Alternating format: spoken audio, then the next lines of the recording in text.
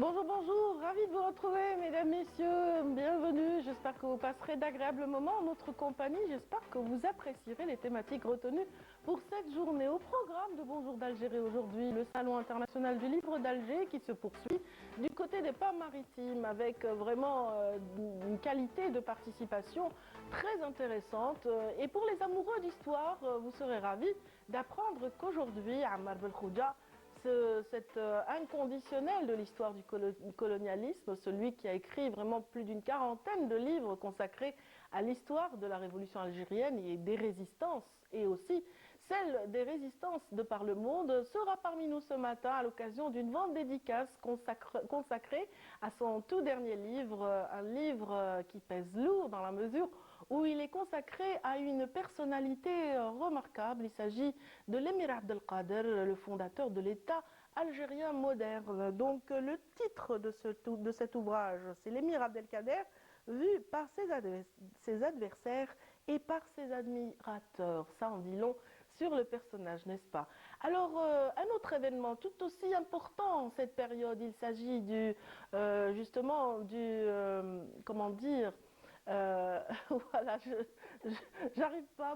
Amel peut-être pourra me souffler. En tout cas, je pense que c'est le Festival international du tourisme et des voyages qui se déroule actuellement du côté d'El Oued. Et bien sûr, vous aurez tout le détail si vous êtes passionné de voyage, si vous avez envie d'en savoir plus sur cette période de tourisme saharien. Notre invité d'honneur, dans l'invité de la matinale, sera interviewé rien que pour vous par notre ami Yazid Aït Mahidine. Il s'agit en l'occurrence de Abdelhamid Tergui, chef de cabinet du ministère du Tourisme et de l'Artisanat. Et puis en cette matinée, nous retrouverons bien sûr nos amis du dimanche. Il s'agit donc en l'occurrence de Samira Hadjamar dans sa rubrique patrimoine. Écume et patrimoine, aujourd'hui, elle nous propose de découvrir à nouveau, pour ceux qui connaissent déjà, et pour simplement découvrir la citadelle d'Alger, ce joyau architectural chargé d'histoire. Et puis par ailleurs, nous retrouverons Fela Bennour qui, elle, a choisi ce matin de nous proposer un invité donc parmi justement ces Algériens et Algériennes qui nous représentent à l'étranger. Donc dans Djalia des aides, honneur aujourd'hui au journalisme avec la réalisatrice Dorothée Myriam Kellou. Et puis nous aurons aussi l'occasion justement de recevoir un autre réalisateur dans un autre volet. Il vient de réaliser aussi, de décrocher la 4e place lors d'un concours initié par l'Université Alger 2. Il s'agit en l'occurrence de Yikhlef Mahidine qui nous propose justement de découvrir son univers, un remarquable dessin animé consacré à l'histoire de notre révolution à travers la descendance de tous nos chouhadas. Alors, dans cette émission, nous parlons aussi santé, notamment avec le docteur Ania Serir qui s'intéresse au petit déjeuner ou plutôt au goûter plus ou moins sain, on dira. Donc, elle va vous donner des recommandations pour ce qui pourrait convenir justement aux enfants qui prendraient leur goûter avec eux. Et puis, bien sûr, n'oublions pas que le week-end a été dense en événements sportifs et c'est Riyad Belkhadim qui va nous résumer un petit peu ce qui s'est déroulé lors de cette semaine écoulée. Merci encore une fois pour votre attention. Mesdames, Messieurs, comme vous le voyez, nous avons de nombreuses thématiques. J'espère que vous les apprécierez. Et sans plus tarder, on ne déroge pas à la tradition de vous offrir un point météo. Et aujourd'hui, les signés Amel Laribi. C'est parti.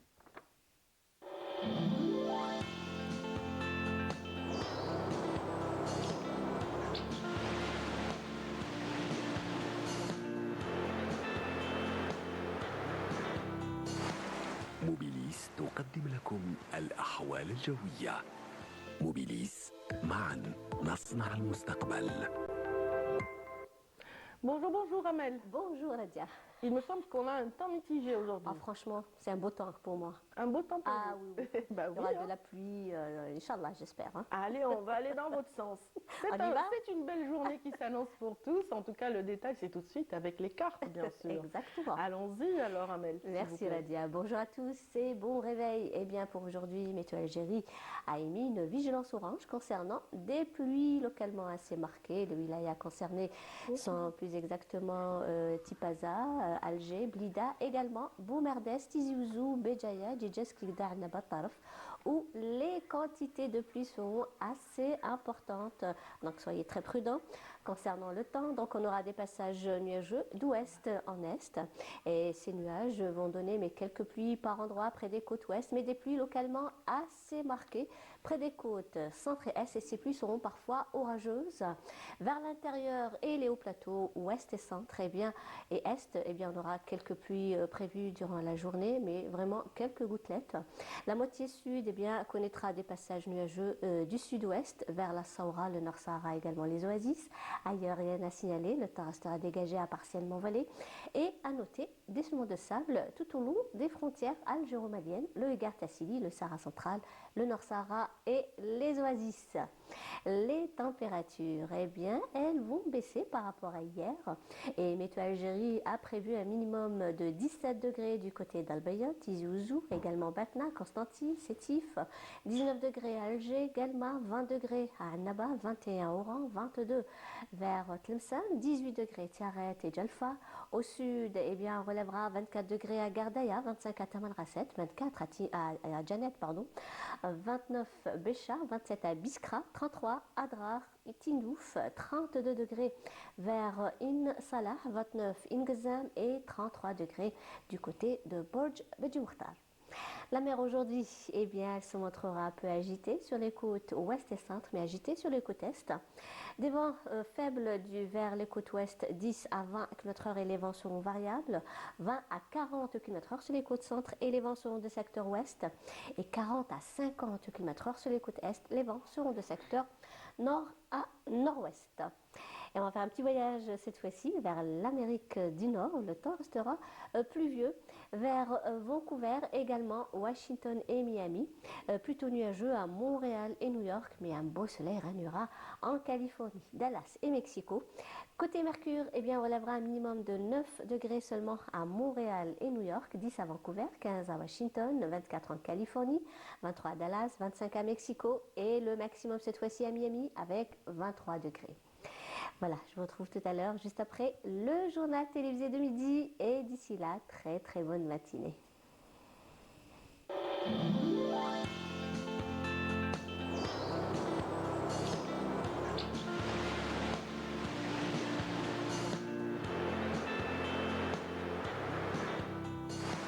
موبيليس قدمت لكم الأحوال الجوية. موبيليس، معا نصنع المستقبل. Merci beaucoup Amel. Vous me disiez qu'il faisait chaud dans le studio. Au studio, oui, je pense, non? Un petit peu, oui. Il n'y a plus la clim, ça y est, on est au cœur de l'automne, on le sait bien maintenant. Il y a de la fraîcheur dehors. Et il y a de la fraîcheur aussi au sud, il y a aussi beaucoup de chaleur, une chaleur qu'on apprécie tant. Ce soleil qui séduit énormément les touristes de tous bords qui aiment le Grand Sud algérien. On va en parler tout de suite dans la rubrique dédiée à l'invité de la matinale avec Yazid Aït Mahidi.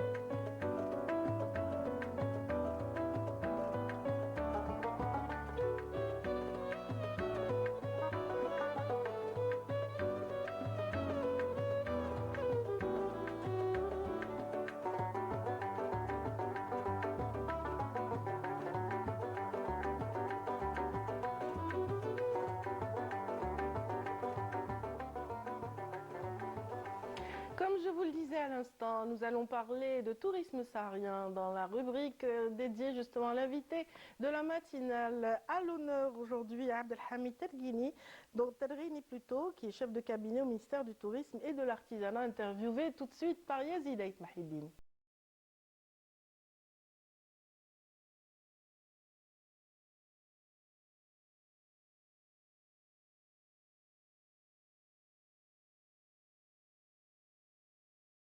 Bonjour Radia, bonjour chers téléspectateurs. Je reçois aujourd'hui M. Terghini Abdelhafid, chef cabinet au ministère du Tourisme. Bonjour.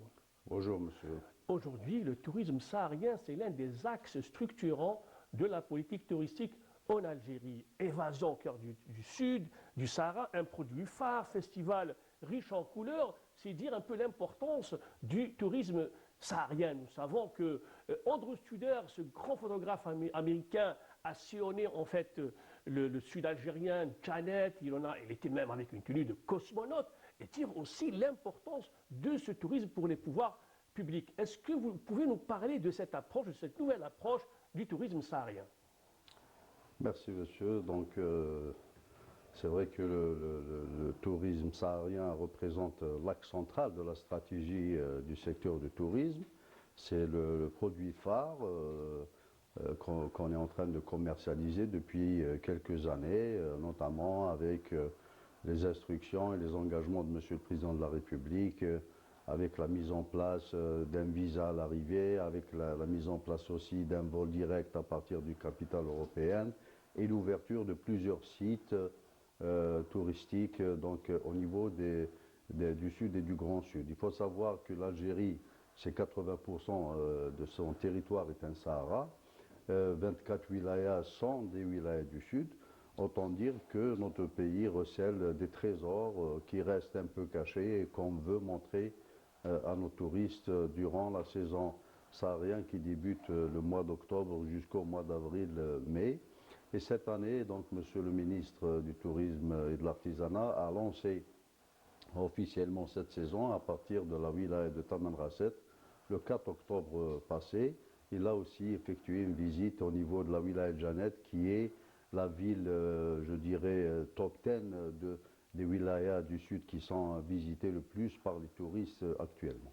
Et pour la promotion du Sud algérien et de la destination du Sahara algérien, il y a ce FIST, le Festival international du tourisme saharien, qui devient un rendez-vous incontournable pour les inconditionnels du tourisme. Est-ce que vous pouvez nous parler un petit peu du choix, de ce choix judicieux de la ville d'El Oued?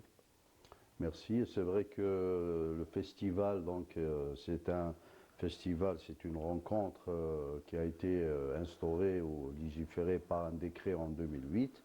Ce festival vise essentiellement à mettre en valeur chaque année une wilaya du Sud. Cette année, le choix a été porté sur la wilaya d'El Oued, qui regorge de plusieurs sites touristiques remarquables. C'est aussi une wilaya qui est versée sur le tourisme d'affaires. C'est une wilaya très active, qui reçoit beaucoup de touristes actuellement. Donc nous avons voulu la mettre en valeur et la mettre en exergue pour que ce festival soit organisé dans cette wilaya des 1000 et une coupoles, comme on dit, avec un slogan qu'on a mis en place, donc 1000 et une étoiles. 1000 et une étoiles. Et puis, parce que quand on est dans le sud et qu'on regarde le ciel, c'est des milliards d'étoiles qui nous couvrent. Et c'est un paysage qui nous donne de l'évasion et qui nous donne donc un plaisir incommensurable. Donc Al Oued sera ce sera notre hôte, donc on va être l'invité de la ville d'El Oued. Dans ce festival, donc il y aura plusieurs personnalités qui vont accompagner notre ministre, à savoir la ministre de la Culture et des Arts, ainsi que le ministre des Transports, qui sont des partenaires c'est-à-dire des partenaires proches du secteur du tourisme et qui participent donc au développement et à la mise en place et à la construction de la destination touristique algérienne. Donc El Oued sera une plateforme vraiment intéressante pour la promotion de ce tourisme, puisqu'il y aura plusieurs rencontres, plusieurs activités récréatives, culturelles, culinaires, touristiques, sportives Et puis, il y a un symposium touristique lié donc à ce marché du tourisme qui commence à se développer de plus en plus. C'est vrai que depuis maintenant 2, 3 ans, le tourisme en Algérie reprend des couleurs. Donc l'année passée, nous avons enregistré une entrée de plus de 3,3 millions de touristes qui ont visité l'Algérie, dont 2,2 millions sont des étrangers. Et dans une partie importante, donc visite le sud et le Grand Sud. Donc durant ce festival, c'est vrai que ça ne sera pas uniquement une rencontre, mais une multitude d'activités seront organisées pour mettre en valeur d'abord les paysages que recèle la wilaya d'El Oued.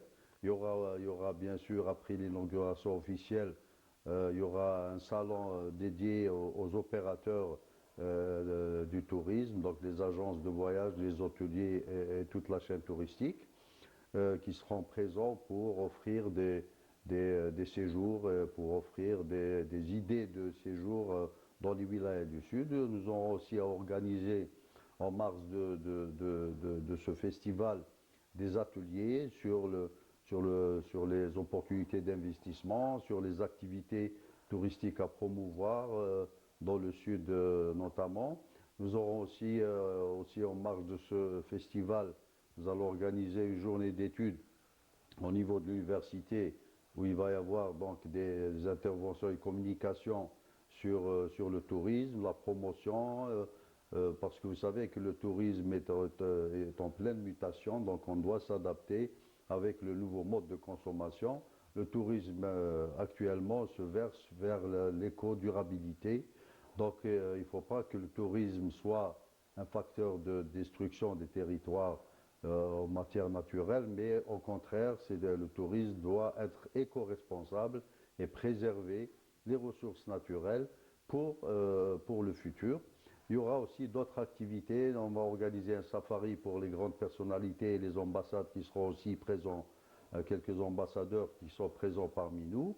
Il y aura aussi une exposition de l'artisanat qui recèle au niveau de tout le territoire des produits artisanaux.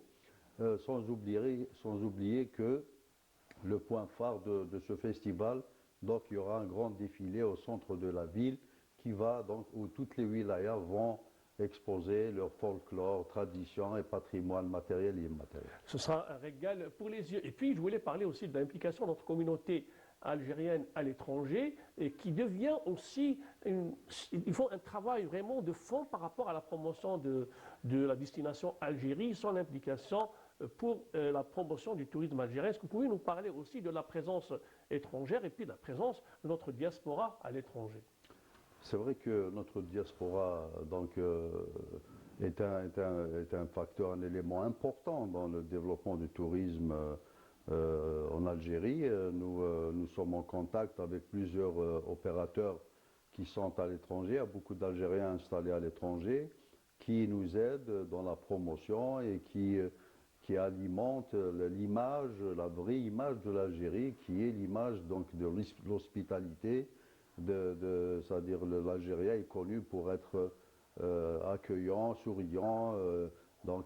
Pour nous, un touriste, c'est un invité, ce n'est pas seulement un touriste. Donc notre diaspora, ces dernières années, nous accompagne dans cette stratégie de développement touristique, notamment aussi en matière d'investissement. D'ailleurs, nous avons organisé, ça fait une semaine environ, nous avons organisé au niveau de notre ambassade à Londres, un séminaire avec notre diaspora pour les inciter à venir investir et s'investir en Algérie dans le secteur du tourisme qui présente et qui recèle beaucoup d'opportunités et beaucoup d'occasions donc à ne pas rater. Monsieur Abdelhamid Tadrini, merci et puis bienvenue pour tous ceux qui veulent venir visiter El Oued, Ansouf Yessouen et welcome to our wonderful Sahara. Merci beaucoup. Donc ce festival se déroulera du 14 au 17 novembre et nous souhaitons la bienvenue à toutes les Algériennes et Algériens qui veulent visiter la wilaya d'El Oued et profiter un peu du soleil. Et puis présenter ce dernier numéro de tourisme saharien concernant l'évasion au cœur du désert. Donc c'est une revue qui a été éditée spécialement pour ce festival. Merci et à la prochaine. Merci à vous. Merci infiniment Yazid, merci infiniment à Monsieur Tellerini donc pour cet éclairage et bien sûr vous me faites rêver, vous savez. Voilà, qu'est-ce que j'aimerais me retrouver à El Oued, qu'est-ce que j'aimerais, oui, parcourir toutes ces belles dunes et puis aussi profiter de l'accueil chaleureux et de la générosité légendaire des habitants de cette belle région. Alors voilà, j'espère que vous serez nombreux à en profiter. En tout cas, on va vous en donner envie encore à travers cette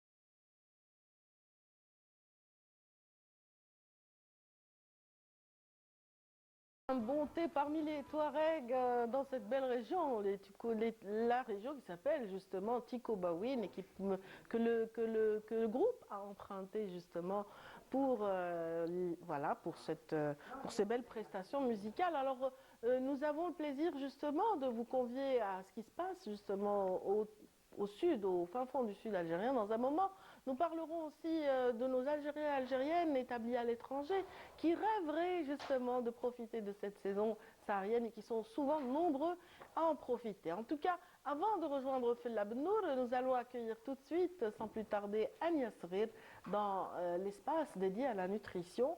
Alors bonjour Ania. Bonjour Hadia. Ça va?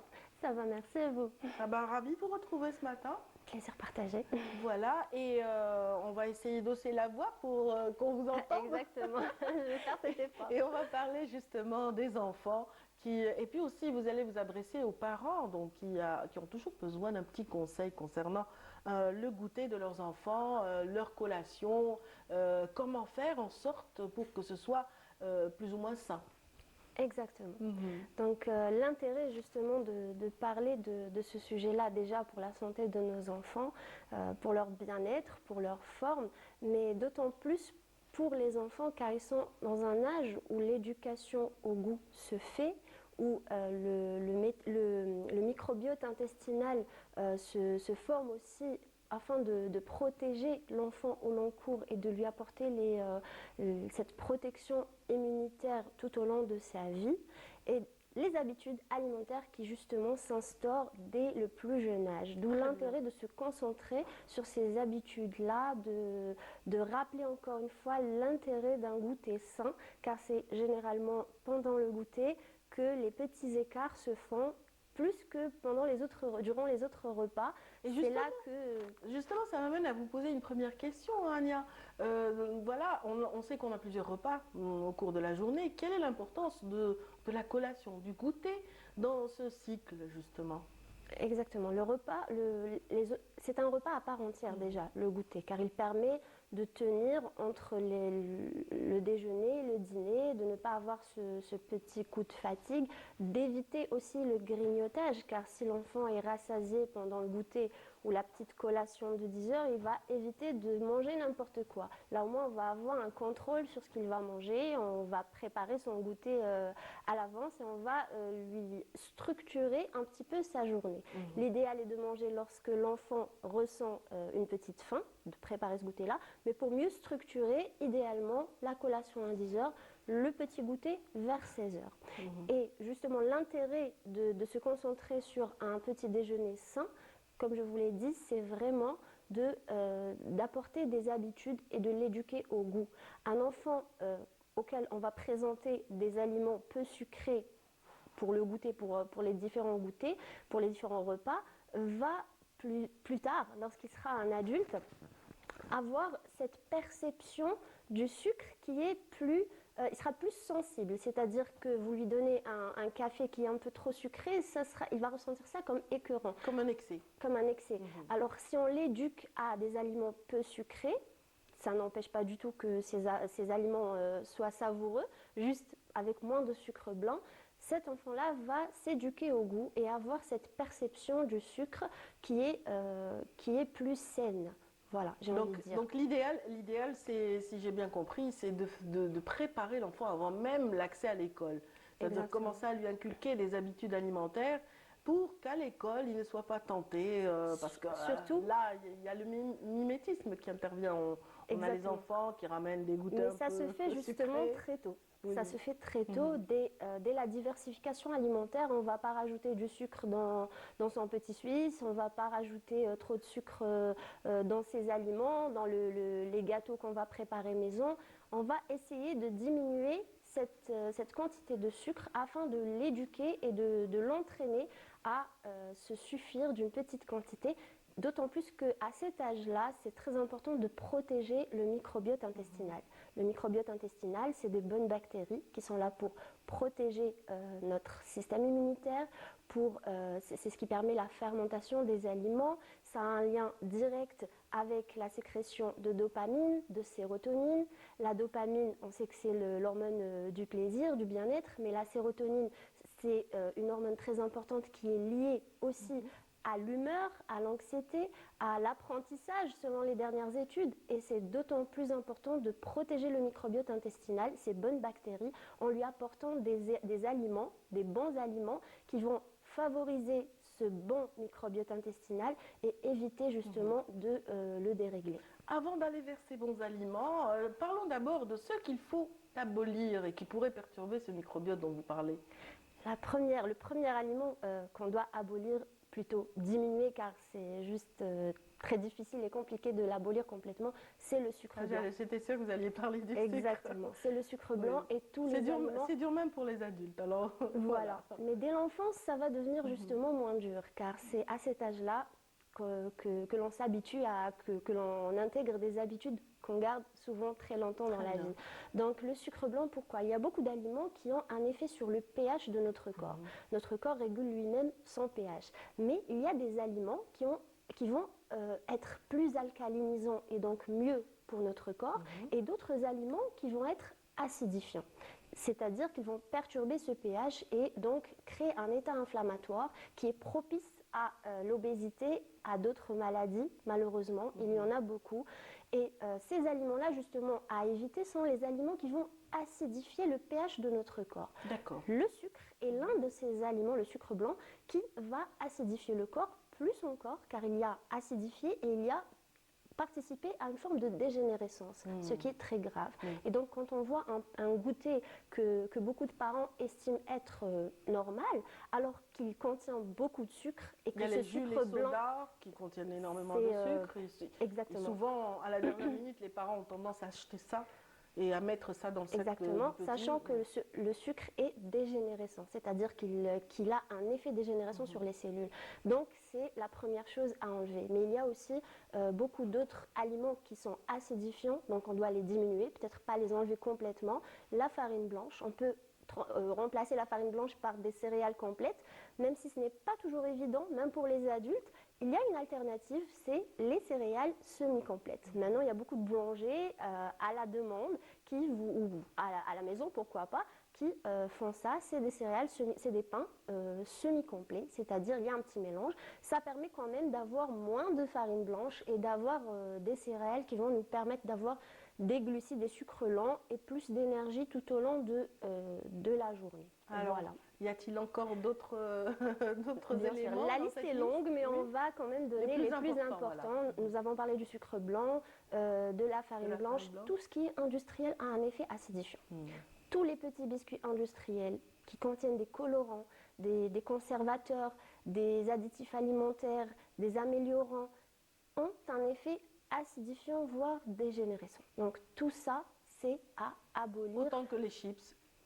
Évidemment, car vous faites bien de parler de ça, car il y a des gras, de la mauvaise graisse, et il y a des bons gras. Nous allons parler des bons gras qui participent au bon fonctionnement du métabolisme, mais il y a aussi ces mauvais gras, comme par exemple des huiles végétales qui sont cuites et qui sont donc transformées, sachant que les huiles végétales ne sont pas faites pour être cuites, elles vont devenir nocives et acidifiantes pour le corps. Plutôt choisir des acides des acides gras, des essentiels qui sont bons pour notre santé et qui permettent le bon fonctionnement, notamment du cerveau, ce qui est très important pour l'enfant. Très bien. Agnès Cyril, on va finir avec, bien sûr, on a parlé de ce qu'il fallait abolir. Rapidement, on va essayer de synthétiser pour dire quelle est l'alternative et quels sont vraiment les aliments à privilégier. Les aliments à privilégier, selon la période de la journée, les fruits entiers, pas les jus de fruits, car on a besoin de garder ces fibres pour mieux digérer le sucre qu'il y a dans le fruit. On va privilégier les céréales complètes, un yaourt ou tous les laits qui sont fermentés, car ça va enrichir le microbiote intestinal. Voilà, ça va l'enrichir et le protéger. Un yaourt, par exemple, une tartine de beurre. Le beurre, c'est des acides gras qui sont essentiels. Le vrai beurre, pas la margarine. Oui, bien sûr, la margarine, c'est autre chose. Donc on parle du vrai beurre qui peut être cuit d'ailleurs. Quand on prépare des gâteaux, l'astuce, c'est peut-être un peu plus coûteux, mais c'est moins coûteux que des médicaments et c'est moins coûteux que tout ce qui est industriel. On peut cuisiner avec du vrai beurre en évitant la margarine, car le beurre, une fois qu'il est cuit, toutes les huiles qui sont d'origine animale supportent beaucoup mieux la cuisson et lorsqu'elles sont cuites, elles sont beaucoup moins nocives qu'une huile végétale qui est cuite. L'huile végétale n'est pas faite pour la cuisson. Donc, des gâteaux qui sont faits à base de beurre, on va essayer d'enlever la farine blanche le maximum, réduire le sucre le maximum, apporter des fruits, apporter du fromage avec des protéines, du fromage frais par exemple, c'est une source de protéines et on va essayer de mettre tout ce qui est oléagineux. Les amandes, par exemple, font partie de la liste des super aliments alcalinisants. Amandes. L'idéal serait aussi de motiver l'enfant à consommer tout ça. Pour le motiver. Y a-t-il des petites astuces pour finir? Justement, pour le motiver, déjà, l'enfant a besoin d'activité. Moi, je conseille, c'est la première chose à faire. Pour qu'un enfant ait plus d'appétit, il doit bouger. Un sport, il faut qu'il fasse du sport, il faut qu'il bouge au grand air. Les enfants ont besoin de ça pour avoir un meilleur appétit. Les couleurs, bien sûr, un goûter qui est plus coloré, qui est plus ludique. L'inviter à préparer ce goûter avec nous. lui expliquer que cet aliment-là va le rendre plus fort, plus beau. Croyez-moi, les enfants sont attentifs à nos conseils, ils sont attentifs lorsqu'on leur explique ce qui est bon et ce qui n'est pas bon pour Ils leur sont santé. capables de vous le rappeler quand vous oubliez. Exactement, ils sont capables de vous le rappeler. Absolument. Voilà. Merci beaucoup Agnès Merci Rire. à vous. J'espère que vous avez apprécié tous ces conseils donnés par le docteur Agnès Rire ici présente qui nous renseigne sur la meilleure façon d'aborder la nutrition au quotidien. Merci infiniment. Merci à vous. Et puis, sans plus tarder, je vous l'avais promis il y a un instant, on va retrouver Fela Benour pour Djelia DZ, cette rubrique qui donne toute la visibilité à ces Algériens et Algériennes qui nous représentent si dignement à l'étranger. C'est tout de suite après ceci.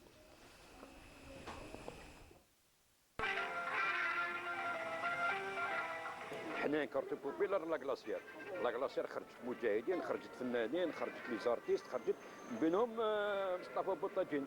يشونج با مصطفى يشونج با. Grand footballeur international. Halal Ziani. On l'appelle Rivellino. Rivellino, le Brésilien, fameux avec moustache. C'est du Saïd.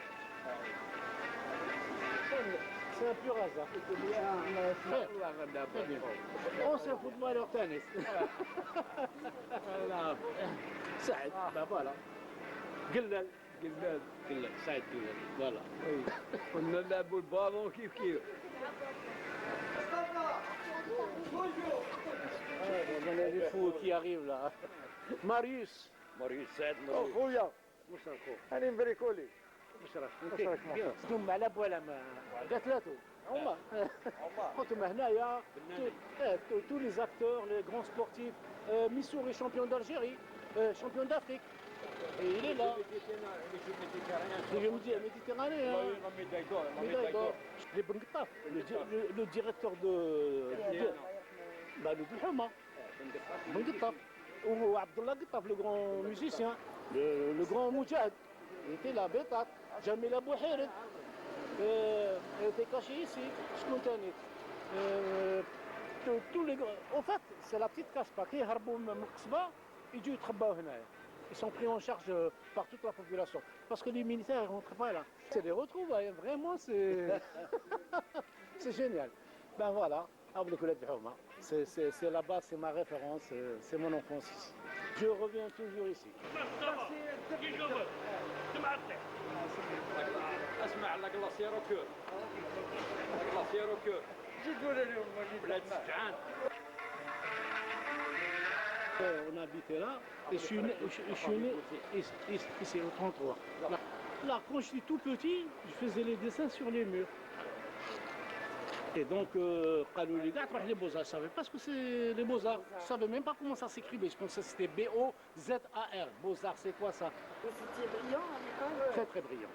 Même au Beaux-Arts, j'étais major de promo et j'ai eu la bourse parce que j'étais major de promo. J'ai reçu la bourse et je suis parti aux Arts Déco à Paris. Le cinéma, donc on a sollicité pour le faire. J'en ai fait plusieurs. Avec Lamine Berbah, avec Moussa Haddad, avec Fizzaz, Al-Qasim Hadjaj et d'autres. Ismaël Blessa, c'est moi qui ai fait la scénographie de deuxième Babour Haraq. Chaque portrait a une histoire et j'essaie d'expliquer. Il y a les moudjahidines, moudjahidates de notre pays et il y a des moudjahidates des autres pays qu'on ne connaît pas. Et vous imaginez, Jamil Abou Hir, Jamil Abou Pacha, Oulida Meddad, Bayal Kahla, mais 12 moudjahidates en plein Paris, sur Bâche. Alors c'est dans les grands immeubles, dans le boulevard, comme ça. Alors bien sûr, les fachos ne voulaient pas, ils voulaient ils ont essayé de tirer les bâches et tout ça. Alors, un grand écrivain algérien s'appelle Salah Gemriche. Il a écrit dans la presse, il disait à l'époque, les moudjahidines étaient derrière les murs. Et Mustapha, il a mis les moudjahidettes sur les murs. Pour revenir un peu à la technique, en fait, c'est des collages de magazines bourgeois, mais avec un contenu. Ça veut dire que toutes les publicités qui est dedans, toutes les marques, des produits inaccessibles pour la population, enfin les gens qui n'ont pas les moyens. Un acte de résistance, c'est une symbolique, je l'ai fait exprès. Et je les coupe pas, je les déchire, c'est avec colère. Dans mon expression, je dis, je déchire avec colère, je colle avec amour. Je raconte notre histoire à travers ces gens-là. Moi, ça c'est un combat internationaliste où l'Algérie était complètement impliquée, parce que l'Algérie à l'époque c'était la Mecque des révolutionnaires. Donc, si vous voulez, ma révolution m'a ramené à regarder les autres révolutions des autres mondes.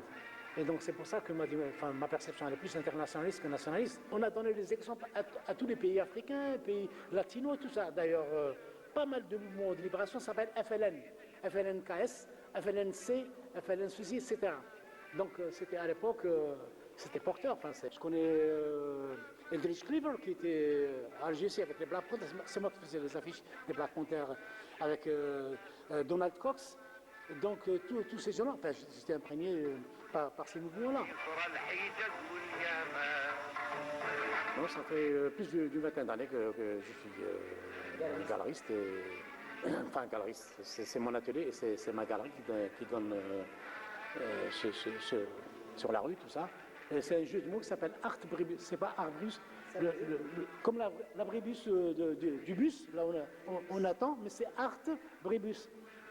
Donc venez attendre les images au lieu d'attendre le bus.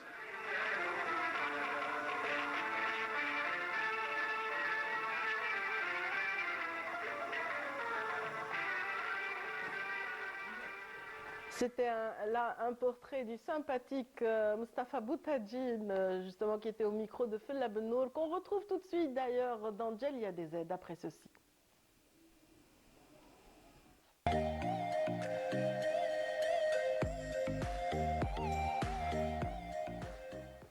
Bonjour Fella. Bonjour Anna. Ravi de te retrouver ce matin. Également. C'était un très beau portrait. Ah, merci. J'ai visité l'exposition, elle est magnifique. C'est un personnage, Mustapha Boutadjine. Il faut dire que j'avais pas beaucoup de mal à réaliser le portrait. Il y avait beaucoup de choses à dire, beaucoup de choses à... C'est vraiment une richesse incroyable. Et là, vous allez nous révéler l'identité de votre invité du jour, n'est-ce pas, Fella? Alors aujourd'hui, je suis doublement ravie de recevoir mon invité, car mon invité est d'abord une journaliste, réalisatrice. Et puis, il y a une deuxième raison affective. Le papa a travaillé ici, à la télévision algérienne, de 1965 à 1980. Bienvenue, Dorothée Myriam Kellou. Vous êtes écrivaine, vous êtes là dans le cadre justement du Salon international du livre, avec une belle publication, Nancy Kabylie. Tout à fait. Est-ce que vous pouvez nous en parler un petit peu? Tout est parti d'un scénario qui a été écrit par le papa, Lettre à mes filles. Oui. N'est-ce pas? Effectivement. En fait, moi, j'ai grandi en France, à Nancy, dans l'est de la France, dans une famille avec une mère française et un père algérien, Malek Kellou, dont vous avez parlé. Et mon père avait quelque peu de mal à transmettre son histoire, sa culture, sa langue. Très tôt, je me suis intéressée à l'Algérie. J'ai souhaité étudier la langue arabe, j'ai souhaité découvrir l'histoire. Et en fait, ce travail que je présente aujourd'hui, c'est le résultat d'un long processus qui a commencé, d'ailleurs, le premier chapitre en parle à l'âge de 8 ans, au moment où je comprends que mon père est algérien, et qu'il porte en lui un pays, et que ce pays, je ne le connais pas et je ne le comprends pas, je le devine. Et donc, je le devine à travers ses silences, à travers des bribes de souvenirs qu'il transmet, parfois malgré lui. Et derrière cette pudeur, je découvrirai ensuite une histoire très importante qui fait l'objet de cette enquête. Absolument. Et donc, c'est une quête d'identité, est-ce qu'on peut le dire ainsi, oui. Myriam ou Dorothée? C'est pareil, donc voilà. Moi, je dirais que c'est un peu une quête initiatique, quelque part. J'ai eu l'impression comme dans un processus de dévoilement, d'aller chercher en fait des couches et de comprendre en fait d'où pouvaient venir ces silences et en fait de les avoir compris, d'en avoir compris la source. Ça m'a vraiment permis de me construire et de m'ancrer au présent. Et on a un problème de micro, je crois. Oui, voilà. Très bien. Est-ce que vous m'avez entendu? Je pense que oui. Donc, on disait que c'était une quête quand même assez difficile, avec des cauchemars, avec une statue qui était d'ailleurs dans la ville de Nancy et qui était l'objet des cauchemars du papa d'abord, et puis de vos cauchemars aussi par la suite, parce qu'il vous a transmis un petit peu cette angoisse de voir cette statue de tortionnaire du temps du colonialisme français. Alors, c'est la statue du sergent Blandan, qui est, selon l'histoire officielle française, héros de la conquête coloniale au XIXe siècle. Et en fait, ce héros a eu droit à une statue pour célébrer sa bravoure parce qu'il aurait refusé de rendre les armes face à une horde de cavaliers arabes. Ça, c'est le récit officiel. Et la statue était à Boufarik avant 1962. Et cette statue a été, entre guillemets, rapatriée, spoliée et érigée à Nancy, d'abord dans une caserne militaire, puis dans les années 90 sur la place publique. Et mon père a retrouvé le fantôme en fait de son histoire parce qu'il le voyait enfant à Boufarik, il en avait peur. Et cette statue a quelque part été une sorte de choc émotionnel qui l'a poussé à écrire. Donc lui, il est réalisateur de métier et il a écrit ce projet de film qui s'appelle Lettre à mes filles. Et ce projet, il ne l'a pas tourné, mais il me l'a offert un soir de Noël. Et moi, je l'ai lu et à ce moment-là, j'étais pas tout à fait prête à ouvrir en fait les blessures de l'histoire coloniale, mais j'ai eu la chance d'étudier aux États-Unis où j'ai été très soutenue dans mes études d'histoire par un spécialiste qui s'appelle Oussama Abimershed, libanais spécialiste de l'Algérie coloniale, qui m'a dit puisque tu es d'origine algérienne, tu vas creuser du côté de l'oubli. Moi, je lui ai dit mais de quel oubli vous parlez? Et il m'a dit creuse, tu vas trouver. Et effectivement, je suis retournée dans le village natal de mon père et j'ai retrouvé la mémoire. Donc, effectivement, de nombreuses voix qui résonnaient dans le silence, c'est ça, c'est ce que vous disiez. Mais avant d'arriver en Algérie, vous avez fait la Palestine 2 ans. Donc la Palestine aussi, ça vous a interpellé, tout ce qui se passe en Palestine. Et le parallèle est très vite fait. En fait, moi, je ne connaissais pas bien l'histoire de la révolution algérienne, de l'histoire coloniale, mais j'avais des bribes sur les martyrs, les moudjahidines.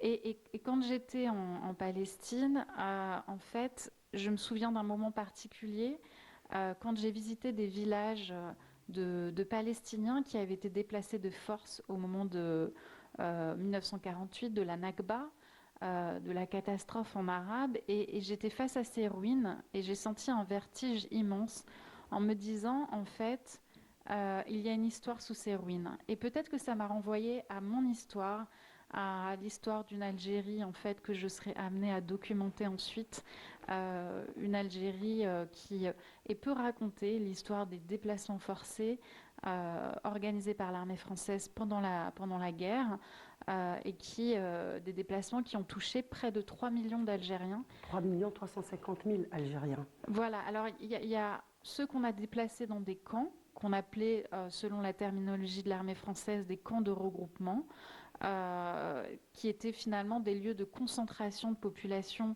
sous la surveillance de l'armée française, qui voulait couper les civils algériens qui apportaient un soutien au Front de Libération Nationale, en fait, de la logistique émotionnelle et de tout soutien matériel. Et donc, comme ça, il y a des villages entiers qui ont été vidés de leur population. Déracinés.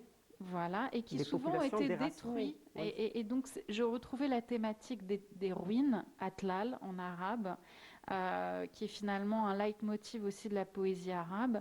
Et je me suis dit, voilà, c'est une histoire importante qui est vertigineuse parce que finalement, il y a eu effectivement des écrits. Abdelmalek Sayad et Pierre Bourdieu ont écrit Le déracinement sur le sujet. Il y a eu d'autres chercheurs ensuite. Mais finalement, ce n'est pas une histoire qui est inscrite dans la mémoire collective. Et j'étais surprise de m'en rendre compte en étant à la fois en France et en Algérie que finalement, il y a un silence en fait. Il y a un silence autour de ce qu'on appelle Rahla. En Algérie. Il y a un traumatisme surtout aussi des parents qui le qui silence, ont bien sûr, vécu, qui recouvre un traumatisme à la fois individuel mais aussi historique, collectif. Et je me suis inspirée quelque part de la démarche des Palestiniens qui, eux, ont documenté la Nakba pour aller en fait documenter la Nakba algérienne. Vous avez appris la langue arabe? le Tamazir aussi, Naam. Et vous pouvez nous réciter un peu Mahmoud Darwish. Mahmoud Darwish. Il y a une chanson de Marcel Khalife, le chanteur libanais, qui est tirée d'un poème de Mahmoud Darwish, dont je me souviens, c'est sur l'amour. Bayna Rita wa uyuni bunduqiya wa alladhi yarifu Rita yanhani wa yusali li illa fil uyun al-asaliya. Donc voilà, c'est une chanson qui... Une chanson d'amour. L'amour impossible. L'amour impossible, en effet. Et donc, vous avez appris le Tamazir, vous êtes revenu... Tamazir, je commence seulement parce que finalement, j'ai pas trouvé beaucoup d'espace en France pour étudier le Tamazir, mais voilà, je commence. Azul, Tanmirt, voilà. Donc, vous êtes revenu, vous avez fait avec votre papa le retour au niveau de votre village, et vous avez réalisé un film qui s'appelle Mansoura, tu nous as séparés. On va voir un petit extrait qui est poignant et qui reflète un petit peu ce traumatisme dont on a parlé à l'instant.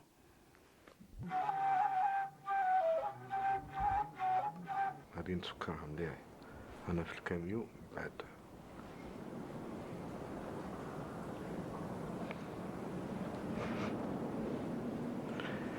شفت عمري مشاش في الطريق حاول حبس مساك الكاميو هبطنا من الكاميو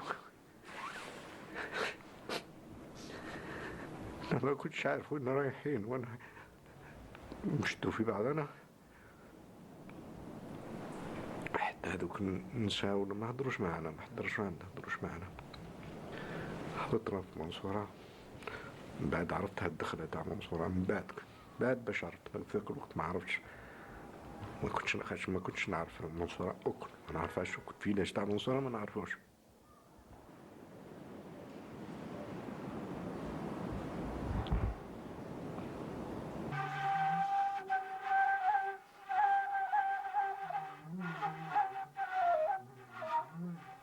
Un témoignage poignant pour le moins.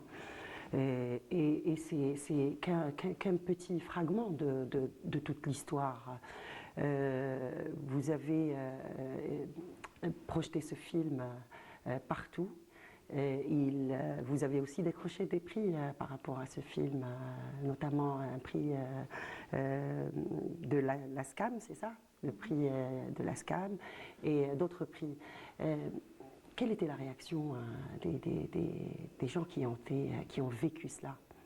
Parce que vous l'avez aussi projeté au niveau du village de Mansoura. Oui. Et là, c'était vraiment très émouvant aussi. Oui. Oui. Oui, parce qu'en fait, on a organisé une projection dans un café à Mansoura. On a même des images quand... Ouais.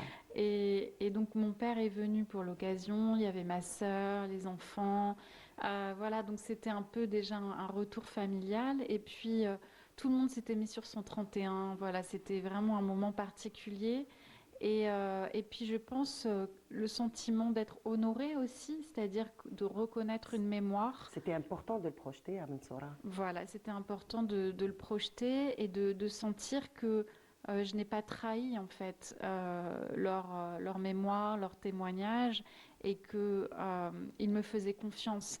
Et d'ailleurs dans cet extrait, donc c'est Bachir Menhadouga qui a été vraiment comme un oncle qui m'a accompagnée dans toute cette recherche avec mon père, et qui s'est livré avec beaucoup de sensibilité, beaucoup de force et d'émotion. Et je pense que c'est pas forcément le plus simple pour raconter cette mémoire, d'être dans l'intime, oser peut-être même pleurer quand on est un homme âgé, se livrer en fait dans ce que ça a pu perturber, bouleverser dans son histoire quand on était enfant ou jeune adulte. Et je pense que c'est ces récits-là dont on a besoin pour comprendre l'émotionnel dont on hérite. Parce que quelque part, on ressent en fait, en tant qu'enfant, on sent bien une mélancolie, on sent bien quelque chose qui n'est pas raconté, mais qui est transmis dans le silence. Et de pouvoir poser des mots libère. Oui. Vous m'avez dit hier que et c'est toujours une émotion de retrouver l'Algérie. C'est toujours cette partie algérienne qui vous appelle. D'ailleurs, vous comptez vous installer en Algérie bientôt. Et donc ça c'est aussi un accomplissement. C'est comme un rêve qui est aussi arrive au bon moment. Oui, il y a un attachement à l'Algérie. Alors, peut-être je m'installerai, c'est un projet comme ça, peut-être dans le futur En tout cas, c'est quelque chose qui vous parle. Mais en tout cas, c'est-à-dire que l'Algérie, même quand on est loin de l'Algérie, elle est présente en nous. C'est aussi une inspiration, c'est une muse. Moi, je la considère comme une inspiration créatrice aussi. Surtout qu'elle évolue de jour en jour et l'Algérie ouvre les portes à tous ses enfants. On est en plein mois de novembre, donc dans tous les consulats à travers le monde, les consulats algériens, on a célébré le 70e anniversaire du déclenchement de la Révolution. Et à Nice, il y a eu aussi tout un programme et donc un match de football. Et ça nous permet aussi de rendre hommage au grand footballeur Rachid Makhloufi. Donc il y a eu un match de football entre les membres de la communauté et des membres du consulat. Et ils portaient tous le numéro 70. On va voir ça tout de suite. Le sport aussi, c'est quelque chose aussi qui porte un combat politique également. Et je pense que des joueurs qui étaient comme vous à l'époque avaient délaissé en tous les cas le championnat du monde en Suède avec l'équipe du colonisateur pour rejoindre les rangs du FLN et porter la voix de l'Algérie.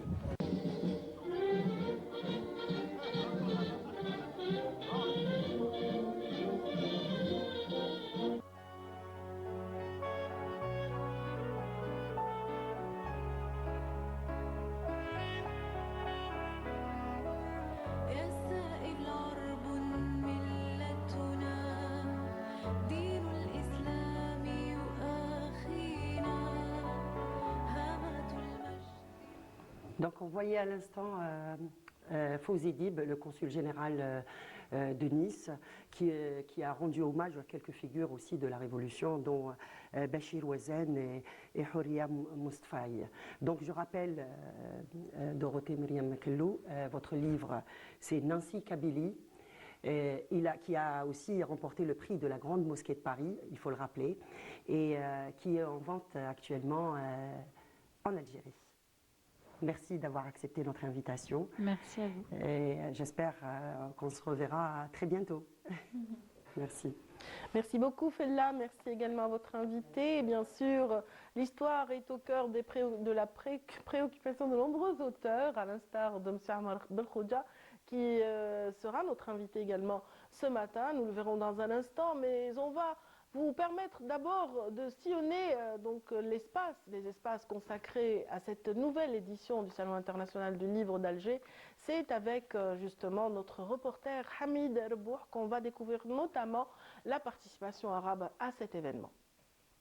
في افريقيا شرق افريقيا كانت بلندي من اجمل مدن شرق افريقيا التقيت فيها بالبحاره البرتغالي فاسكو دي جاما الاخوان العلماء اخي الرازي تفضل يا اخي الرازي شكرا نعم شكرا تفضل شكرا لك يا اسد البحار شكرا يا رازي تفضل وكما قال انا ابو بكر الرازي اتيت لزيارتكم.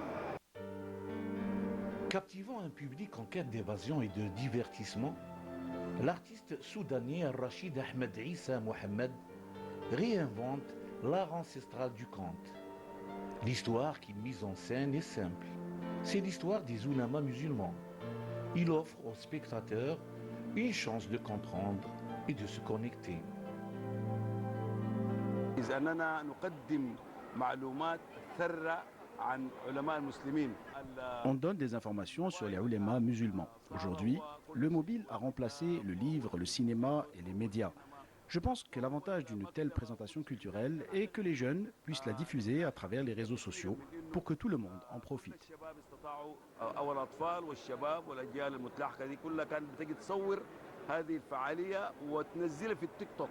افتكر انه واحده من الاشياء المفيده انه وسائل التواصل الاجتماعي الان عندما يعني تزخر بهذه المعلومات أو بهذه الأنواع من التيك توك أنا أفتكر أنه هذا نجاح كبير جدا. Cette présentation culturelle est le fait marquant de cette 27e édition du SILA.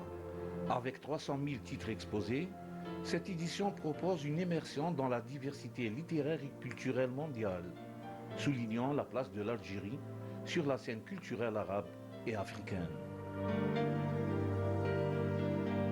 Le salon verra la participation de 1020 exposants, provenant de 41 pays, dont 295 éditions algériennes et 725 étrangères.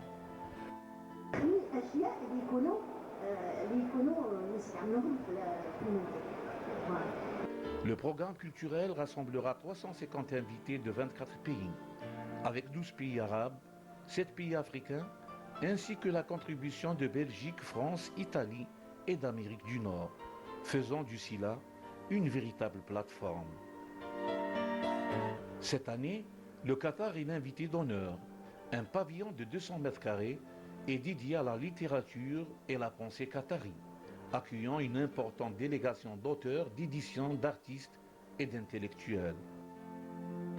يسعدنا تواجدنا في الصالون الثقافي الدولي للكتاب لعرض الإنتاج الفكري القطري وإصدارات دور النشر القطرية، بالإضافة إلى حرصت وزارة الثقافة على تصميم المعماري للجناح الذي يرمز للفن العمارة القطري. Nous sommes venus au Salon international du livre. En plus de présenter les publications du ministère de la Culture qatari, nous participons au programme culturel accompagnant l'exposition avec des séminaires et des soirées culturelles. أمسية شعرية مشتركة بين الشعراء القطريين والشعراء الجزائريين، وكما نشارك بجناح مخصص للطفل يحتوي على الأنشطة والفعاليات الموجهة لفئات الطفل. بالإضافة إلى كل هذا حرصنا على عرض الفنون التقليدية القطرية عن طريق فرقة تؤدي فنون العرضة والفنون الشعبية الأخرى. Le Qatar est un vivier de créativité littéraire et artistique, et c'est une belle opportunité de découvrir cette richesse ici à Alger. La 27e édition du SILA sera aussi riche que dense, avec une intense animation culturelle autour d'un seul support, le livre, point commun entre les milliers de visiteurs amoureux du livre et des auteurs, notamment algériens, qui ne manqueront pas de présenter leurs dernières œuvres. Et justement, le lectorat sera au rendez-vous aujourd'hui pour la vente dédicace du livre d'Ammar Belkhouja, présent avec nous ce matin. Il nous fait l'honneur et l'amitié justement d'être parmi nous ce matin avant sa vente dédicace. Il s'agit donc en l'occurrence de l'écrivain, journaliste et historien, docteur honoris causa des universités pour ses recherches sur l'histoire. Il est également surnommé l'arpenteur de la mémoire. Bienvenue, Monsieur Belkhouja. Bien sûr, il y a même un ouvrage qui vous qualifie d'arpenteur de la mémoire. Absolument. Oui. Bienvenue parmi nous ce matin.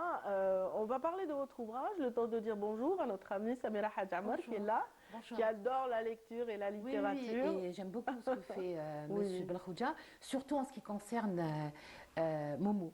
Oui. Oui. Et en citant Momo, justement, cet amoureux et passionné de la Casbah, on rappelle que votre thématique portera sur un joyau de la Casbah et de la vieille Médina. Sur la Casbah. Oui. La citadelle d'Alger, c'est la Casbah, bien sûr. Et le reste. Et le couronnement, c'est bien sûr le palais du Dey. Le palais du Dey. Merci Samira. Donc on reste avec vous, Monsieur Belkhouja. Donc aujourd'hui, si vous êtes parmi nous, c'est à l'occasion de la présentation de votre ouvrage, sorti il y a 2 ans par les éditions ANEF. Il s'agit d'un livre consacré à une personnalité qu'on aime tous et qui est remarquable, l'émir Abdelkader en l'occurrence, vu cette fois-ci par ses adversaires avant ses admirateurs. Ravi d'être avec vous. Mes amitiés à toutes celles et ceux qui suivent cette émission. Ravi avec vous parce que c'est toujours autour de sujets d'histoire. Et maintenant, en ce qui concerne l'émir Abdelkader, ça c'est une grande aventure. Dans mes 20 ans déjà, j'étais fasciné par cette figure,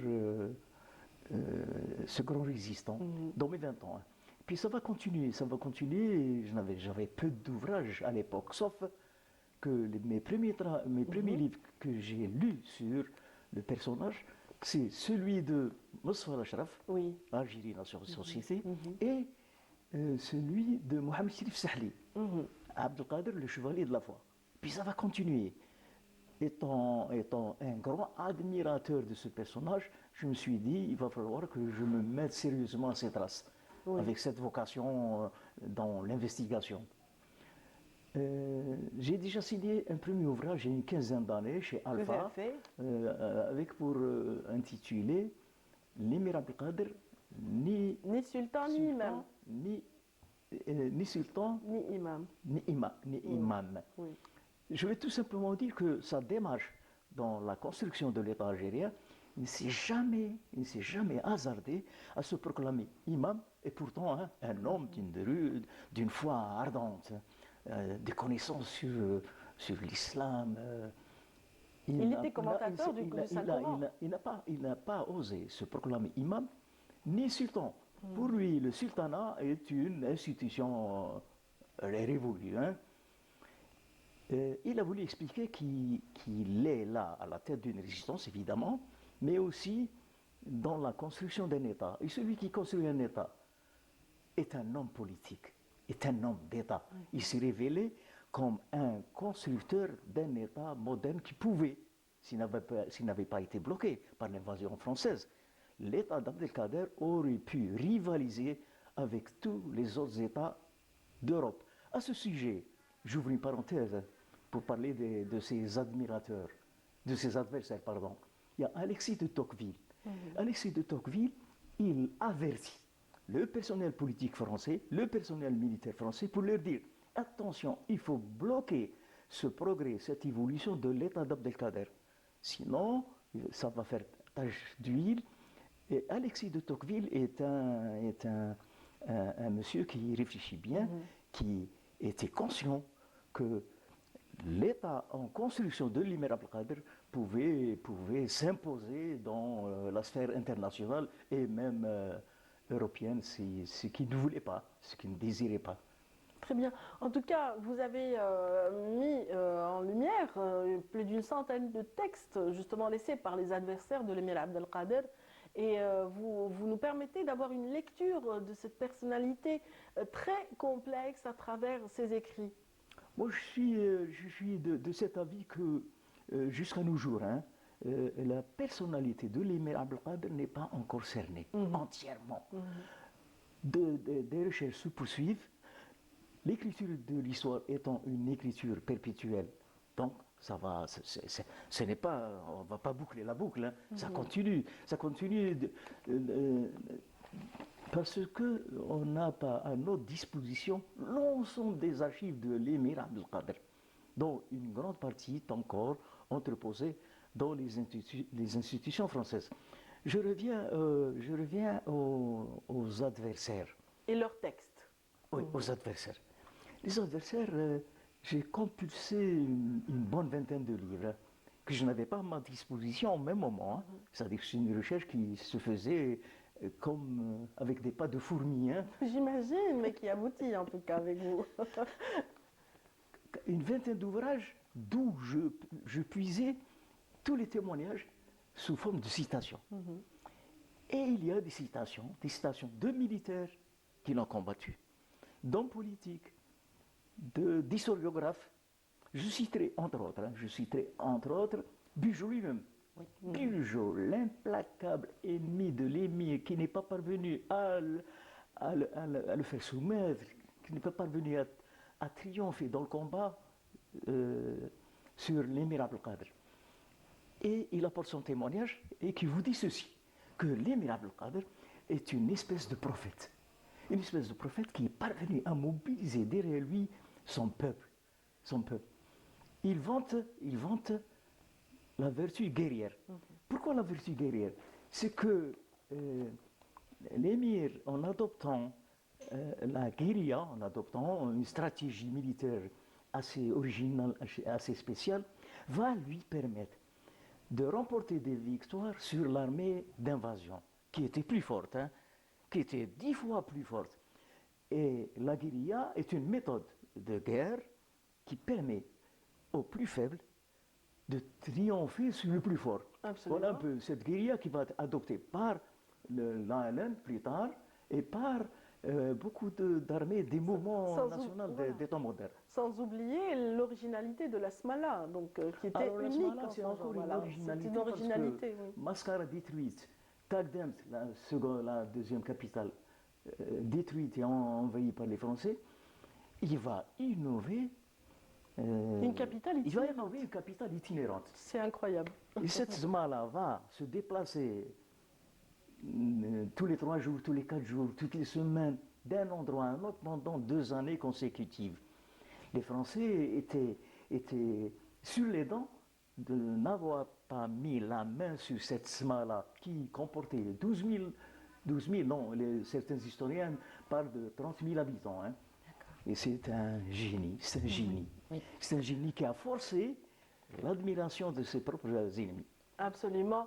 Et qui sont devenus pour la plupart des admirateurs de cette personnalité incroyable. L'émir Abdelkader, donc à l'honneur, mesdames, messieurs, aujourd'hui aussi là. C'est à partir de quelle heure la bande dédicace? 14 heures. À 14 heures, vous pouvez rencontrer cet incroyable, infatigable donc, chercheur en histoire qui va encore vous surprendre sur cette personnalité qu'on croit connaître, mais qui reste justement à découvrir davantage, bien sûr. Rappelons en tout cas, j'ai envie quand même de souligner, Monsieur Belkhouja, que vous êtes aussi l'auteur d'ouvrages remarquables sur la Palestine et que vous dénoncez le colonialisme partout à travers le monde. 2 ouvrages, Israël, crimes et impunité, et puis les crimes génocidaires d'Israël de Deir Yassin à Gaza, donc aux éditions Kalima, paru en 2017. Je continue à écrire sur Gaza. J'ai 2 manuscrits en souffrance que je vais parachever pour inciter un peu, pour mobiliser un peu ceux qui détiennent la vocation d'écrire, de réagir toujours promptement, avec par rapport aux promptitude, événements, à ce qui se passe aujourd'hui et dénoncer par la plume un peu tous ces méfaits ignobles qui se commettent contre le peuple palestinien. En tout cas, on a de la chance de vous avoir, Monsieur Belkhouja Ammar. Donc, je rappelle que vous êtes journaliste, historien, et puis docteur honoris causa pour un nombre d'ouvrages remarquables autour de l'histoire de l'Algérie et des recherches. Et poète, bien sûr. Poète, un peu comme Momo, on l'a cité tout à l'heure, un peu comme l'émir Abdelkader aussi. Donc voilà, qui était aussi, qui portait sur la poésie. Donc on revient à vous, Samira. Avant de lancer le débat, ou plutôt de parler de ce joyau architectural, la Médina, la vieille Médina, jingle.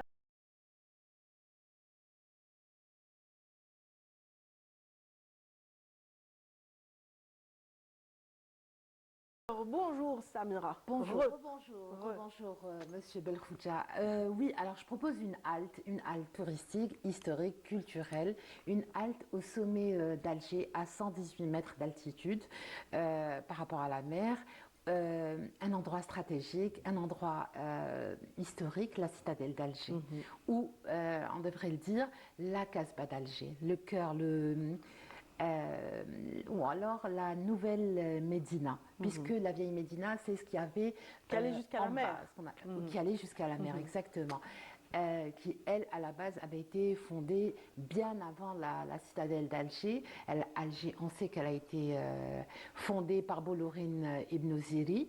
D'ailleurs, il y a, quand on veut visiter la citadelle d'Alger ou la Casbah d'Alger par extension, on commence par Bab Jdid. Et la statue exactement, voilà. La statue de Bolorin Ibn Ziri, juste à côté. On la voit, l'image. On la voit, et juste à côté d'ailleurs, ce qui est blanc, c'est Serkadji, c'est la prison Barberousse. C'est la terrible prison Barberousse qui est fermée depuis 2014 en attendant d'être transformée en musée. Il le faut parce que, comme on l'a vu, on ne le voit pas très très bien, mais sur le mur blanc, il y a des dizaines de noms d'Algériens qui ont été soit guillotinés, soit tués par balle par le colonisateur, emprisonnés injustement dans cette prison. Elle-même, j'espère, sera un jour, on pourra le visiter pour se rappeler, pour ne pas oublier. Et un peu plus haut, donc sur ce qu'on appelle la rue Ahmed Taleb, qui est une percée du colon français, des militaires français. On rentre dans la citadelle d'Alger. On rentre dans ce que les frères Barberousse, donc Harrouj et Kherdin, ont commencé à construire. D'abord, c'est Baba Harrouj, sur ordre de Baba Harrouj en 1516. Là, on voit la poudrière qui est affiliée à cet ensemble. La poudrière où on produisait de la poudre à canon et du salpêtre. Le salpêtre, c'est du sel de pierre, on l'appelle comme ça. Il l'utilisait, je crois, pour fumer la viande. C'est un procédé très rapide, plus rapide que ce qui se fait aujourd'hui. Si on a besoin de 6 mois pour saler quelque chose, à l'époque, c'était 90 jours grâce à ce nitrate de potassium. Donc, pour revenir en 1516, Baba Harrouj demande à ce qu'on construise à ce point stratégique qui domine toute la baie d'Alger, un palais. Donc la construction de la citadelle, qui n'est pas un seul monument, mais qui est un groupement de vestiges, de monuments historiques, a commencé à cette période. Ça s'est étendu pendant 70 ans. Et c'est-à-dire qu'il y a eu plusieurs étapes de construction pour l'architecture de ce lieu, qui comprend le palais du Dey, le palais de Lara, la mosquée du Dey, la mosquée des Janissaires, le quartier des Janissaires, le hammam des Janissaires, parce qu'ils aimaient bien, la poudrière, Dar el-Baroud, ce qu'on appelle Dar el-Baroud, qu'on peut visiter, c'est très très joli. Ils ont mis, ça a été restauré bien sûr, mais avant de commencer toute cette balade, l'Algérie donc avait commandé une étude à un bureau polonais. C'était en 1980, c'était bien avant le classement de la Casbah au patrimoine de l'UNESCO. On le voit, c'est la maquette, c'est une très jolie maquette qui a beaucoup servi à la restauration des monuments. Donc cette maquette, il faut la voir avant de commencer à visiter la citadelle. On rentre, c'est vrai, on passe par des bâtiments. Certains sont toujours en restauration. Dans le palais du Dey, normalement, ça va être visitable on peut y accéder à partir de janvier prochain. On a cette maquette, et cette maquette nous montre comment la citadelle fonctionnait au début du XVIe siècle. Donc, on a un palais des beys, parce qu'à l'époque, où l'Algérie était découpée en beyliks, il y avait celui du Titri, il y avait celui d'Oran, celui de Constantine, et le sultanat d'Alger, parce que c'était un sultanat, allait de Ténès jusqu'à Boumerdès. Voilà. Donc c'était un découpage, et il venait tous les 3 ans, je crois, ou tous les ans. Il venait pour faire un bilan moral, donner les sous, financier également. Plutôt les sous, voilà, il ramenait l'argent. Voilà. Mais sinon, il y avait un représentant du bey de chaque région qui venait tous les 6 mois pour dire comment ça se passait dans ces régions. Mais c'est surtout l'aspect financier. Donc voilà, on voit la dépendance des beys tout en Alors, face, le palais des beys n'est pas encore... il est en restauration. On espère qu'à partir de janvier, on pourra le... Voilà, c'est un édifice à étage qui permet aux différents d'avoir... Ce qu'on a vu, c'est une partie des réserves, parce que dans tous les palais des Dey, il y a un endroit où il y a des réserves, où on met le garde-manger, en fait. Il y a la mosquée du Dey qu'on peut visiter, elle est magnifique. J'ai envie de dire, elle est unique. Elle est ronde, bien sûr, il y a un dôme, ce qui fait la différence avec les mosquées berbères, comme Sidi Ramdan, qui est la plus ancienne mosquée de la ville d'Alger. De la ville d'Alger, elle a des tuiles, elle a une architecture très, on va dire, très simple, très modeste. Alors que chez les Dey, chez les Ottomans, c'est différent. À l'intérieur, pourquoi elle est unique? D'abord, il y a un très joli lustre qui est très beau. Elle a une acoustique. On n'a pas besoin de micro à l'intérieur. Donc, quand on est à l'intérieur, on ne peut pas parler parce que sinon, c'est le brouhaha. Et sinon, il y a une très belle décoration de faïences. Ces faïences viennent de Tunisie, d'Espagne, d'Italie, de Hollande. Donc, le Delft, c'est très, très beau. Et on peut la visiter. Donc, on peut visiter le hammam aussi. On peut visiter des choses qui sont exposées. Il y a régulièrement, alors cette semaine il y avait de l'artisanat à l'occasion de la journée nationale de l'artisanat. Sinon c'est un très bel endroit à visiter et c'est le cœur d'Alger. Voilà, c'est le symbole de l'État algérien aussi. Oui, qui par en excellence. 1962, Voilà. juste pour rappeler pour la mosquée du Dey qu'on peut visiter, qui est au premier étage, il y avait un très très joli trésor qui a été pillé lorsque la France est sortie de l'Algérie. Absolument, Voilà. absolument. Donc ce sont des histoires qui sont racontées dans les ouvrages de notre invité ici présent.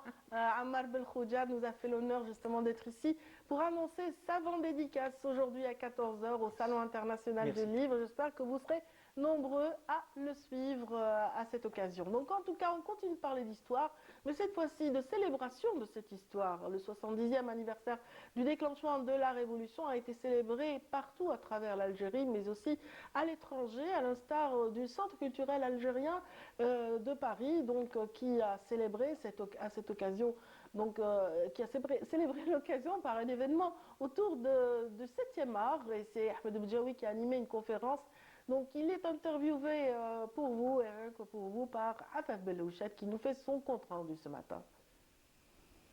C'est un choix particulièrement prometteur qu'a été celui fait par le Centre culturel algérien à Paris pour les commémorations du 70e anniversaire du déclenchement de la guerre de libération nationale, à savoir celui d'une carte blanche à Ahmed Bdjaoui pour raconter l'une des guerres de libération qui ont le plus marqué le siècle dernier par le cinéma.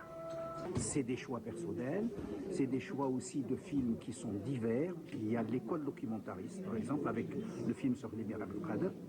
Là, je voulais attirer l'attention sur l'absence d'un film depuis l'indépendance sur l'émir Abdelkader en fiction, l'absence aussi de films sur le Cheikh Mokrani. Mais c'est le film Mon colonel, réalisé par Laurent Herbier, scénario Costa Gavras, qui avait ouvert cette rétrospective. Un film poignant qui évoque sans détour l'usage de la torture par l'armée coloniale, plongeant le public dans les réalités sombres de la guerre d'indépendance. Ce film, autant que tel, il porte un message fort qui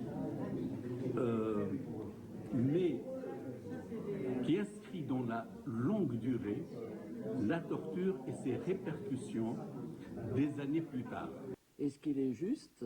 Oui, mais il est non plus, parce qu'il sort qu'une petite partie d'une réalité qu'on nous cache toujours, et j'espère toujours qu'on arrivera à éliminer cette haine et cette perception.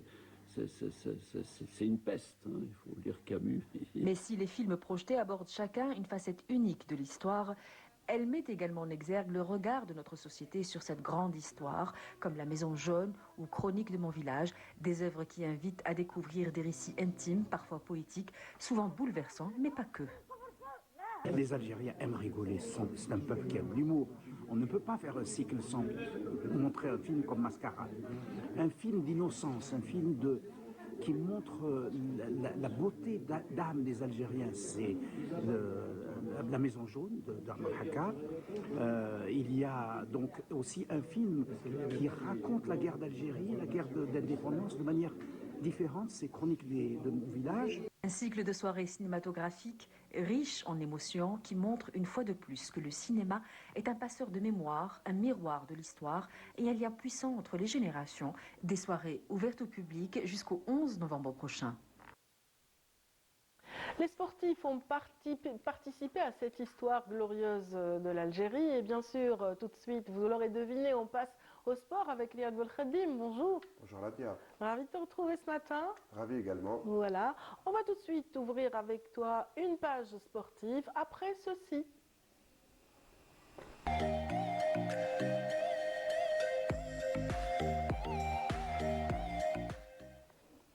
Dans cette page sportive, vous consacrez un hommage à une personnalité remarquable qui vient de nous quitter, qui vient de s'éteindre. Il nous a quittés ce vendredi, Allah yarhamou, le grand Rachid Makhloufi. C'est une légende du football national. C'est une légende de l'équipe du FLN, du Front de Libération Nationale. Il est né à Sétif en 1936. Il a joué à la fameuse équipe de l'USMS. L'USMS Sétif, comme beaucoup de joueurs natifs de cette ville, comme Kermali. qui était son coéquipier également. Donc il a joué dans les petites catégories. Ensuite, il va évoluer en professionnel à l'AS Saint-Étienne où il évoluera 4 ans avant de tout quitter. Il a même fait l'impasse sur la Coupe du Monde 58 pour rejoindre l'équipe du FLN. Mais il y a tellement à dire sur Allah yarhamou Rachid Makhloufi. Je préfère laisser Adel Bouhames qui a dressé ce petit portrait qu'on va regarder ensemble et on revient. À peine après avoir soufflé sa 88e bougie, Rachid Makhloufi tire sa révérence. Illustre footballeur algérien qui s'est distingué par un parcours unique dans l'histoire du sport roi. Pour beaucoup, il fait partie des meilleurs joueurs africains de tous les temps. Tout au long de sa carrière, il a fait vibrer les férus du ballon rond en Europe, au Maghreb et en Afrique. Natif de Sétif en 1936, Rachid Makhloufi a fait ses premières armes lors des années sombres du colonialisme. Une carrière qu'il a débutée dans sa ville natale au sein de l'USMF Sétif, puis à l'USM Sétif, où il a attiré par son talent les dirigeants de l'AS Saint-Étienne qui l'ont recruté alors qu'il n'avait que 18 ans. Au moment où tout le monde lui prédisait une carrière exceptionnelle avec l'équipe de France, avec notamment une participation au Mondial 58 en Suède. Il surprend, lui et beaucoup de ses compatriotes évoluant en Europe en rejoignant la Tunisie pour faire partie de la glorieuse équipe du FLN, le 11 de l'indépendance ou la Katiba sportive du FLN. Il sillonne le monde, lui et ses coéquipiers, pendant 4 ans, disputant plusieurs matchs dont le but essentiel était de populariser la lutte de libération nationale, un sacrifice pour lequel il restera à jamais respecté. Après l'indépendance de l'Algérie, il reprend son parcours de joueur professionnel jusqu'à 1968, avec à la clé plusieurs distinctions individuelles et collectives. En 1975 et 1978, il était parmi les architectes des médailles d'or des Jeux méditerranéens et des Jeux africains. En 1982, il a fait partie du staff technique de l'équipe algérienne au Mondial d'Espagne.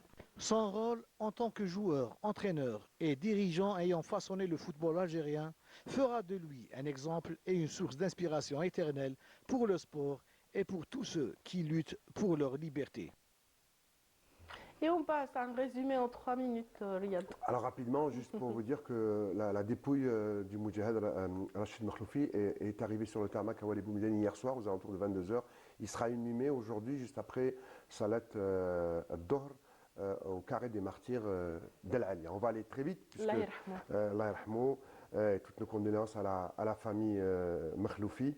Alors on va parler de football, puisque c'était toute sa vie. À Rachid Makhloufi avec les résultats complets. On va voir un petit résumé de quelques matchs. 8e journée avec le Mouloudia d'Oran qui à un moment donné de la journée qui a commencé ce jeudi a pris la tête du championnat après sa victoire 1-0 sur Sétif. La Sochlev signe sa première victoire. Vous allez voir, c'est une journée de première. La Sochlev qui bat le Bayad 2-0 et qui donc marque ses premiers 3 points dans le championnat. Défilé de but 4-0 pour le Paradou qui a étrié Khenchla 4-0. Le CS Constantine qui, le lendemain, vendredi, prend lui la tête du championnat après une victoire face à Herboud de buts à 1. Saoura également l'emporte face à Magala 1-0. Déçu, c'est la montagne qui accouche d'une souris. JSK USMA 0-0. Le Moudia d'Alger a été tenu en échec par Biskra au stade du 5 juillet. C'était le bus du côté de Biskra 0-0. Et puis première victoire du CRB à Mostaganem 2-0 face à l'Espérance de Mostaganem. On va aller très vite, c'est assez en tête. Le MCO, le Mouloudia d'Alger, l'USMA et la JSK viennent derrière. On va parler de Ligue 2 rapidement avec le groupe Centre-Est. Magran a battu Shalom Laïd 1-0. Chaouia a battu Ouadsouf également 2-0. Que de 2-0, même score. Khmis El Khachna, Batna et Louisset, Borj Menayel. 1-0, petit pli de démarche pour le Cap de Batna devant Annaba, c'est Batna qui gagne. Klarma perd à domicile face au Mok de Constantine 1-0.